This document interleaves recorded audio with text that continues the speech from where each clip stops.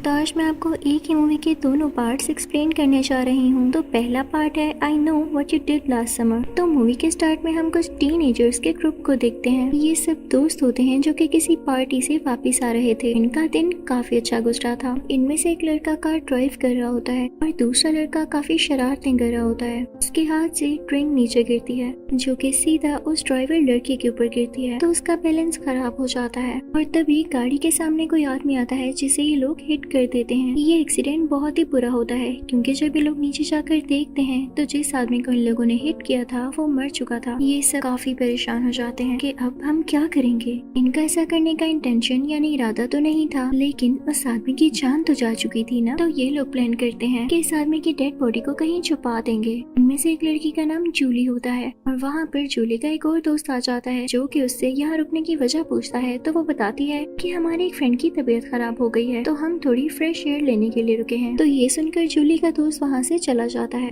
उसके बाद हमें ये दिखाया जाता है कि इन लोगों ने उस आदमी की डेड बॉडी को समंदर में फेंक दिया है और ये लोग एक दूसरे से कहते हैं कि जो हुआ यहाँ पर ही रहेगा। यहाँ से जाते ही ये बात किसी के मुंह से नहीं निकलेगी। अब इस बात को 1 साल गुजर जाता है। ये सब वापिस आ चुके थे और अब हम जूली को देखते हैं। उसको कॉलेज से छुट्टियाँ होती हैं तो वो अपने घर जाती है जहाँ पर उसे एक लेटर मिलता है जो कि उसके लिए आया था। जूली जैसे उस लेटर को खोलती है तो उसके अंदर एक नोट लिखा होता है और उसके अंदर ये लिखा हुआ था I know what you did last summer, कि तुमने पिछली गर्मियों में जो किया मुझे उसका पता है। ये मैसेज काफी मिस्टीरियस था क्योंकि इन सब दोस्तों ने एक दूसरे से वादा किया था कि 1 साल पहले पिछली गर्मियों में जो भी कुछ हुआ वो बाहर नहीं जाएगा। जूली काफी परेशान हो जाती है और अपनी एक और फीमेल फ्रेंड के पास जाती है। वो एक स्टोर कीपर होती है। जूली अपनी इस दोस्त को सब कुछ बताती है। तो ये लोग मिलकर अपने एक और दोस्त के पास जाते हैं जो कि लास्ट समर इनके साथ ही था। अब वो जूली से पूछता है कि देखो जैसे कि हमने प्रॉमिस किया था, मैंने तो ये बात किसी को नहीं बताई, लेकिन इस इंसिडेंट के बाद से ही तुम्हारा बेस्ट फ्रेंड गायब है। तो जूली बताती है कि हाँ, उसके फौरन बाद ही हमारा ब्रेकअप हो गया था और आज तक मैंने उससे बात नहीं की, ना मुझे पता है कि वो कहाँ पर है। तो ये लोग कहते हैं कि हो सकता है कि उसने बात बाहर निकाली हो या वही हमें तंग कर रहा हो। अब वो दोनों यहाँ से चली जाती हैं। अब जिस फ्रेंड के पास ये आई थी उससे अपने लॉकर में एक पिक्चर मिलती है और इस पिक्चर के ऊपर एक कैप्शन लिखा होता है आई नो, यानी मुझे पता है। लेकिन हैरत की बात ये है कि ये पिक्चर और ये कैप्शन यहाँ तक पहुँचा कैसे। इसको समझ नहीं आ रहा होता कि ये सब करने वाला कौन है। ये जैसे ही बाहर आता है तो देखता है कि बाहर कोई इसकी गाड़ी लेकर जा रहा है। ये उसके पीछे पीछे जाने लगता है ताकि देख सके कि गाड़ी ले जाने वाला कौन है और अपनी गाड़ी को रोक भी सके। लेकिन तभी गाड़ी में बैठा वो आदमी इसे टक्कर मार देता है और ये जख्मी हो जाता है। वो उसका पीछा नहीं कर पाता क्योंकि उसकी स्पीड काफी तेज होती है। अब अगले दिन हम देखते हैं कि ये जख्मी लड़का हॉस्पिटल में होता है। तो इसके फ्रेंड्स का ग्रुप इसके पास आता है और रात के बारे में पूछता है कि क्या तुम्हें याद है कि तुम्हें टक्कर किसने मारी। तो वो कहता है नहीं, मैं किसी का चेहरा नहीं देख पाया। फिर उसके फ्रेंड्स वापस घर आ जाते हैं। अब शॉपकीपर लड़की जब अपने घर के अंदर जा रही होती है तो उसके पीछे पीछे भी कोई आदमी आता है जो कि एक शेडो की तरह दिख रहा था। उसके हाथ में एक खंजर भी था। वो आकर उस लड़की की अलमारी के अंदर छुप जाता है, लेकिन इस बात की खबर उस लड़की को नहीं होती। सारी रात तो कुछ नहीं होता, लेकिन जब सुबह को इस लड़की की आंख खुलती है तो इसे फील होता है जैसे इसके बाल कटे हुए हैं। वो शीशे में जाकर देखती है तो शीशे के ऊपर सोन लिखा होता है। इसको ये काफी क्रीपी लगता है तो वो शीशा ही तोड़ देती है कि मेरे घर में कौन आ सकता है और उनसे जूली को बताती है। अब जूली इसके घर आ रही होती है। जूली जैसे अपनी गाड़ी में बैठती है तो उसे लगता है जैसे उसकी गाड़ी में कोई और भी है। वो जब उतर कर अपनी गाड़ी की बैक साइड पर देखती है तो उसके अंदर एक डेड बॉडी होती है जिसके ऊपर काफी ज्यादा इंसेक्ट्स होते हैं और कई क्रैब्स भी। उसे बात समझ नहीं आती कि किसने मेरी गाड़ी के अंदर इस आदमी को मार के रख दिया। काफी डर जाती है। फिर यहाँ से सीन चेंज होता है और हम जूली की फीमेल फ्रेंड को देखते हैं जो कि कोई परफॉर्मेंस दे रही होती है।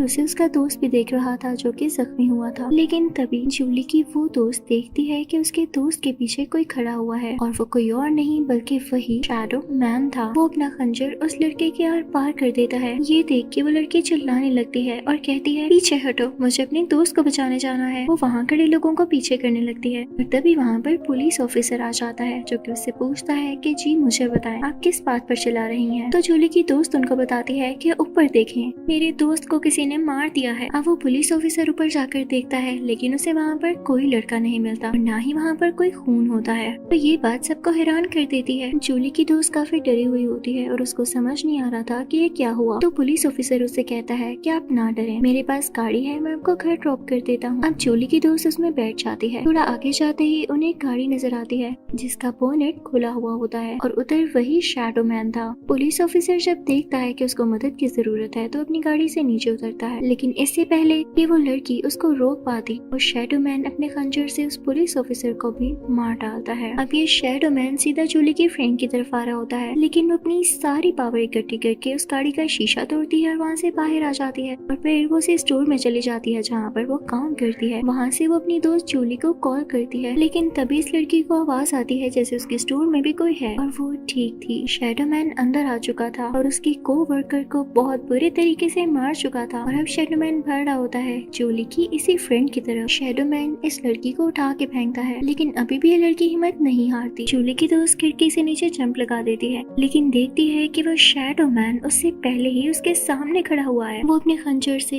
इस लड़की का भी गला काट देता है। अब दूसरी तरफ हम जूली को देखते हैं जो कि अपने पुराने दोस्त के पास गई होती है इस इंसिडेंट के बारे में पूछने के लिए और ये पता लगाने के लिए कि उसे शैडो मैन के बारे में पता है क्या। लेकिन जब देखती है कि उसका ये दोस्त बिल्कुल ठीक ठाक है और इसे कुछ नहीं हुआ तो उसे लगता है यही शैडो मैन है। मैंने इसे छोड़ा इसका बदला लेने के लिए, वो हम सबको डरा रहा है और इवन इतना पागल हो चुका है कि मार भी रहा है। वो वहाँ से भागने लगती है तो उसका दोस्त उसे कहता है नहीं, मुझसे नहीं डरो, मैं वो शैडो मैन नहीं हूँ। तभी कोई आता है और इसके दोस्त के मुंह पर अटैक करता है जिससे वो बेहोश हो जाता है। फिर ये आदमी जाता है जूली के पास और उसे कहता है मैं तुम्हारी जान बचाऊंगा, इस बोट में बैठ जाओ। जूली काफी डरी हुई होती है और उसके पास कोई और रास्ता भी नहीं होता तो वो बोट में बैठ जाती है, लेकिन इसी के साथ ही वो शैडो मैन अपना खंजर फिर से निकाल लेता है। इतनी देर में जूली के उसी पुराने दोस्त को होश भी आ जाती है और वो उनकी तरफ बढ़ता है ताकि वो शैडो मैन को मार सके और अपनी दोस्त जूली को बचा सके। लेकिन शैडो मैन जूली के दोस्त के मुंह पर हिट करता है जिससे वो नीचे गिर जाता है। अब जूली अपनी जान बचाते हुए शिप की पिछली तरफ जाती है जहाँ पर उसे अपने उसी दोस्त की डेड बॉडी दिखाई देती है जिसकी कार चोरी हो गई थी। वो यहाँ काफी डर जाती है और कहती है मैं कैसे अपनी जान बचाऊंगी, मुझे समझ नहीं आ रहा। और इतनी ही देर में वो शैडो मैन भी आ चुका था। इससे पहले कि वो आदमी जूली पर अटैक करता, उसे खंजर से मारता,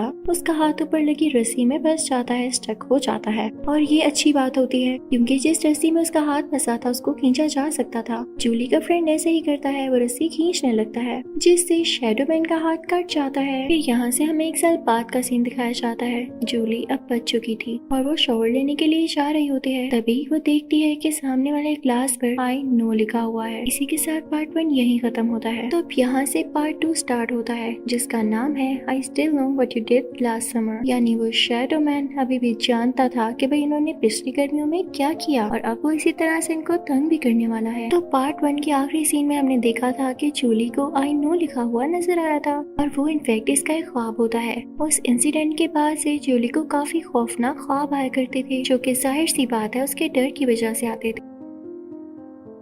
इसी तरह से जब जूली अपने क्लासरूम में होती है तब भी उसे ख्वाब आता है। वो काफी बुरी तरह डर जाती है, लेकिन वहाँ पर उसका एक क्लासमेट होता है जो कि उसे कहता है कि सब कुछ ठीक हो जाएगा। अब पार्ट 1 में जूली के जिस पुराने दोस्त ने उसकी जान बचाई थी उसका नाम रे था और इस मूवी में इसका मेन कैरेक्टर है तो हम इसका नाम लेकर इसे बुलाएंगे। तो अब जब रे देखता है कि जूली अपने नए दोस्त के साथ है तो वो उससे कहता है क्या हम दोबारा अच्छे दोस्त नहीं बन सकते, हम आउटिंग पर जाएंगे ताकि तुम अच्छा फील करो। तो जूली कहती है कि नहीं, मैं कभी भी आउटिंग करके अच्छा फील नहीं कर सकती क्योंकि लास्ट समर जो मेरे साथ इंसिडेंट हुआ मैं उसे भुला ही नहीं पा रही हूँ। तो रे कहता है कि सोच लो जूली। तो जूली कहती है हाँ सोच लिया, तुम जा सकते हो। तो रे वहाँ से मूड बनाकर चला जाता है। वहाँ से जूली अपने घर चली जाती है। वहाँ पर उसे कुछ आवाज आती है तो वो डर जाती है, लेकिन वो कोई और नहीं बल्कि जूली की अपनी ही दोस्त होती है जो कि उसकी क्लास में पढ़ती थी। वो जूली से कहती है आज रात पार्टी है, एंजॉय करेंगे, आओगे तुम? तो जूली कहती है तुम लोग जानते हो ना मुझे बाहर निकलना नहीं पसंद। तो जूली की वो दोस्त उसे बताती है कि आज वो लड़का भी आ रहा है जो कि क्लास में तुम्हें पसंद करता है और ये जूली का वही क्लासमेट होता है जो कि जूली को हिम्मत दिया करता था कि सब कुछ ठीक हो जाएगा। अब जूली जब ये सुनती है तो पार्टी में जाने के लिए हाँ कर देती है। रात को ये सब पार्टी में जाते हैं। जूली की ये फीमेल फ्रेंड भी पार्टी में होती है अपने एक और दोस्त के साथ और तभी इनका वहाँ पे क्लास फेलो भी आ जाता है जो कि जूली को पसंद करता है और अब ये चारों मिलकर काफी फन करते हैं। लेकिन कुछ ही टाइम गुजरने के बाद जूली को अजीब थॉट्स आने लगती हैं हैं कि जैसे वो शैडो मैन अभी भी जिंदा है और वो जरूर जूली की कभी न कभी जान लेगा।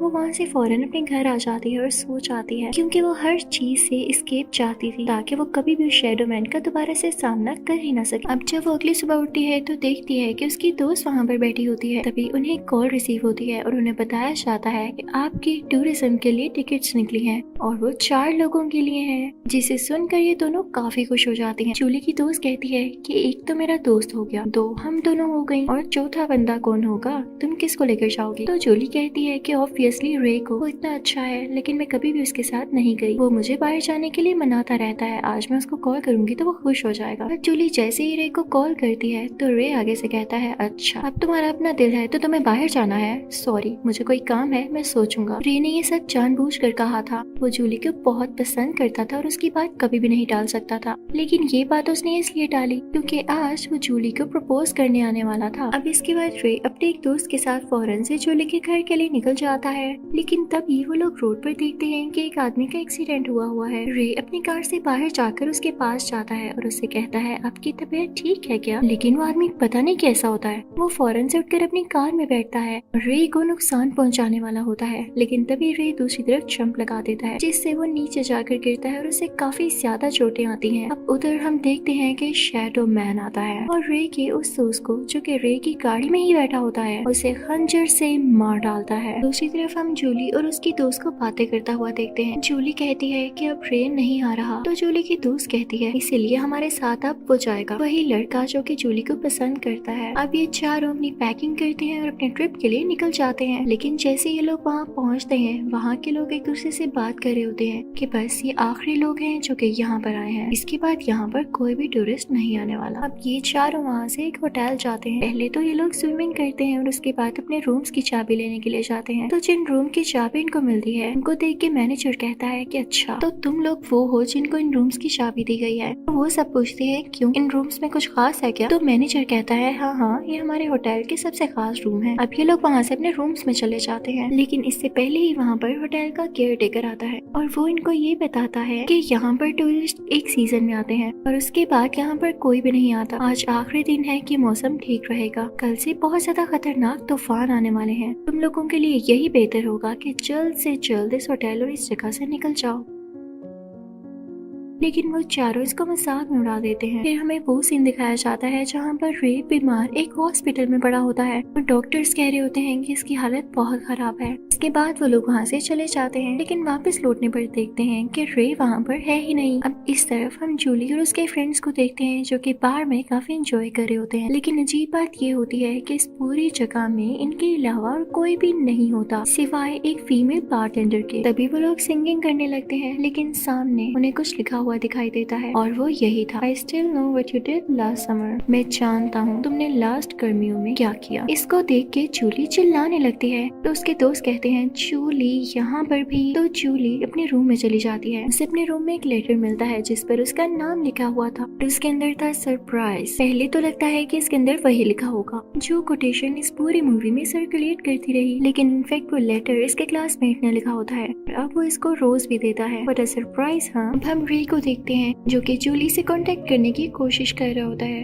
वो इवन उस होटल के नंबर पर भी कॉल करता है, लेकिन उसकी कॉल नहीं उठाता। नेक्स्ट डे हम देखते हैं कि जूली जब शावर लेकर बाहर आती है तो उसे लगता है जैसे उसकी अलमारी में कोई है। जैसे ही वो अलमारी खोलती है तो उसके अंदर एक डेड बॉडी होती है, जिसे देखकर वो चिल्लाने लगती है और पूरे होटल का स्टाफ वहाँ पर आ जाता है। उसके दोस्त भी उधर होते हैं। जूली उन सबको बताती है और साथ ही साथ रे को दोबारा से कॉल करती है, लेकिन कनेक्शन लॉस्ट हो चुका था क्योंकि स्टॉर्म्स के आने का वक्त हो चुका था। तो जूली सबसे कहती है कि हमें यहाँ से निकलना होगा, लेकिन स्टाफ उसकी बात को इग्नोर करते हुए वहाँ से चला जाता है। सीन शिफ्ट होता है शैडो मैन की तरफ जो कि बारी बारी सब लोगों को अपना खंजर यूज करते हुए मारे जा रहा था। कोई भी बेचारा अपनी जान बचा ही ना पाता। हम रे को देखते हैं, उसके पास वो रिंग होती है जो उसने जूली को देनी थी। वो किसी को रिंग देकर उसे गन लेता है। तो इधर हम जूली को देखते हैं जो कि काफी परेशान होती है कि जब तक स्टॉर्म्स पूरी तरह से खत्म नहीं हो जाते उन्हें इसी होटल में रहना होगा। वो रे को कंटिन्यूसली कॉल कर रही होती है, लेकिन आपको बताया ना कि कनेक्शन लॉस्ट होता है। तो उसकी परेशानी देखकर उसकी फीमेल फ्रेंड उसके पास आती है और कहती है आओ बाहर चलते हैं। लेकिन जैसे ही वो लोग बाहर जाते हैं तो देखते हैं होटल मैनेजर को किसी ने बहुत बुरे तरीके से मार दिया है।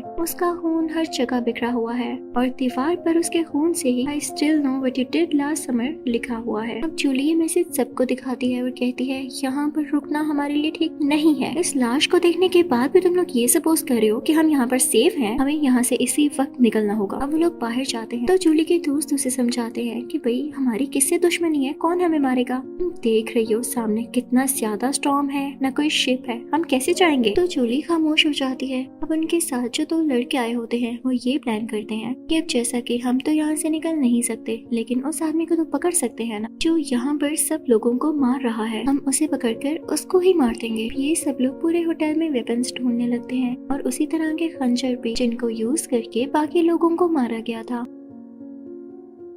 फिर वहाँ पर वो केयर टेकर मिलता है तो ये सब उसे पकड़ लेते हैं और कहते हैं जी जनाब कहाँ फिर रहे थे आप जानते हैं ना पूरे होटल में सिर्फ आप ही हैं जो कि बचे हुए हैं और हमें पूरा शक है कि बाकी लोगों को मारने वाले भी आप हैं। तो वो कहता है नहीं, तुम इस तरह से मुझ पर शक तो कर सकते हो लेकिन इल्जाम नहीं लगा सकते। मैं तुम लोगों को एक चीज दिखाता। वो उन्हें कब्र के पास लेकर आता है। उस कब्र से मिट्टी बाहर आई हुई होती है और उस पर नाम लिखा होता है जूली का, और ये दिखाकर वो केयर टेकर यहाँ से चला जाता है। लेकिन जूली का क्लासमेट उसका पीछा करता है क्योंकि अभी भी उसे उस पर शक होता है और बाकी सब लोग होटल के अंदर आ जाते हैं। दूसरी तरफ हम रे को देखते हैं जो कि एक शिप लेकर इसी आइलैंड की तरफ आ रहा होता है क्योंकि उसने जूली को बचाना होता है। तो काफी परेशान था कि जूली उसकी कॉल्स क्यों नहीं उठा रही। अब दूसरी तरफ जब सब होटल के अंदर गए थे तो वहाँ पर उन्हें वो फीमेल बार टेंडर भी दिखाई देती है, लेकिन तभी वहाँ पर वो शैडो मैन भी आ जाता है जो कि इन पर हमला करने वाला होता है। लेकिन ये लोग अपनी जान बचाते हुए बाहर किसी और रुक जाते हैं। लेकिन वहाँ पर जो होता है ये देख के सारे हैरान रह जाते हैं। वो जगह फ्रेश डेड बॉडी से भरी पड़ी होती है जैसे किसी ने अभी अभी इनको मारा हो। इससे पहले कि शैडो मैन यहाँ आकर इन पर अटैक करता, वहाँ पर वही लड़का आ जाता है जो कि केयर टेकर के पीछे गया था, यानी जूली का क्लास। वो इन सबको अपने साथ होटल के अंदर ले आता है। यहाँ से जूली की फीमेल फ्रेंड और वो बार टेंडर मेडिसिन लेने जाते हैं। लेकिन होटल के अंदर हम पे बहुत बड़ा राज रिवील होता है कि शैडो मैन कोई और नहीं बल्कि जूली का यही क्लासमेट होता है। वो जूली को अपने साथ बाहर ले आता है जो कि काफी सुनसान जगह होती है। उधर हम देखते हैं कि जूली की फीमेल फ्रेंड को और बार टेंडर को यहाँ का केयर टेकर मिलता है। केयर टेकर इनको भी बता देता है कि वो शैडो मैन असल में है कौन और उसने इस केयर टेकर पे भी अटैक किया होता है। अब उधर हम देखते हैं कि जूली का क्लासमेट उसे वही ग्रेव यार्ड लेकर आता है। वहाँ पर हम वो आदमी भी देखते हैं जो कि पार्ट 1 के एंड में हमें मरता हुआ दिखाया गया। या उसका एंड इतना ऑब्वियस नहीं दिखाया गया। इसी का हाथ समंदर में कट कर गिरा था, लेकिन अब इसने अपने हाथ की जगह एक शार्प रोड लगा रखा था और ये दोनों डेंजरस आदमी मिलकर बाकी लोगों को मार रहे थे। ये दोनों मिलकर यहाँ पर जूली को भी मारने वाले होते हैं, लेकिन लकीली वहाँ पर रे भी पहुँच जाता है। इससे पहले कि रे